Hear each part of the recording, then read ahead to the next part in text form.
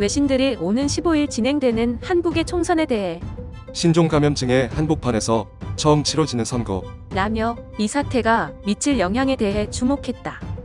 13일 미국 주간지 타임은 한국이 감염증 대규모 발병국 중 처음으로 전국 단위의 선거를 치른다.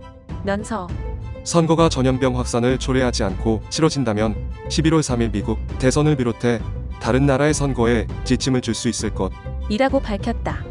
미국 외교협회의 스콧 스나이더 선임 연구원은 한국 총선은 감염 위험을 최소화하는 방식에 대한 충분한 고려 아래 진행된다. 면서 이는 미국에서 투표를 효과적이고 안전하게 진행하는 모델이 될 수 있을 것. 이라고 내다봤다. 감염증의 확산에 전 세계적으로 선거가 연기됐다. 미국에서는 15개 이상의 주에서 대선 경선이 연기됐고 영국에서는 지방선거가 1년 연기됐다. 에티오피아는 8월 예정했던 의회 선거 일정을 다시 잡는다고 발표했다.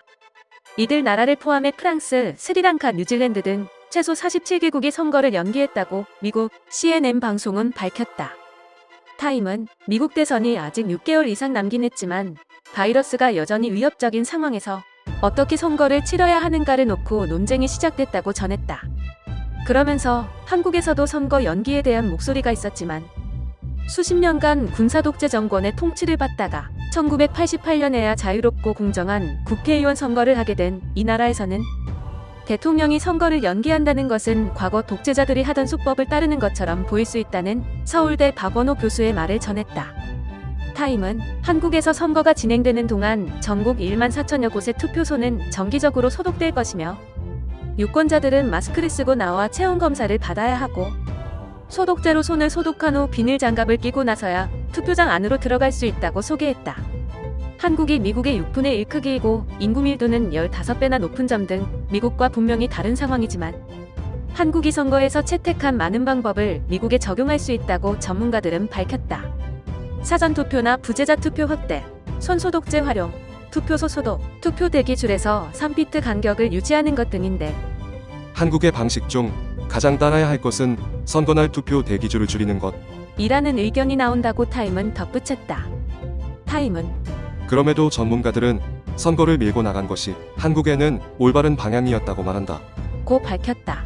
미 국무부 출신으로 한국 전문가인 민타로 오바는 민주주의에서 참정권은 한국인들이 매우 중요하게 생각하는 것.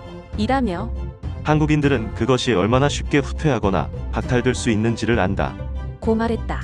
그러면서 분석가들은 상황 호전이 이번 선거에서 문재인 대통령과 민주당에 유리하게 작용할 것이라고 보고 있다. 그렇지 않았다면 경기 침체와 답보 상태에 놓인 정치 개혁에 대한 투표가 됐을 것. 이라고 덧붙였다. 텔레그래프는 선거를 미룬 나라들이 많다면서 조만간 선거를 치를 미국과 홍콩, 싱가포르 정부는 한국의 실험적 투표를 바짝 따라하게 될 것. 이라고 내다봤다. 영국 가디언도 이날 한국이 이 사태에 처음으로 총선을 치른다는 제목의 기사에서 문재인 대통령의 위기대처법에 대한 광범위한 지지가 민주당의 기회가 될 수 있다. 고 보도했다.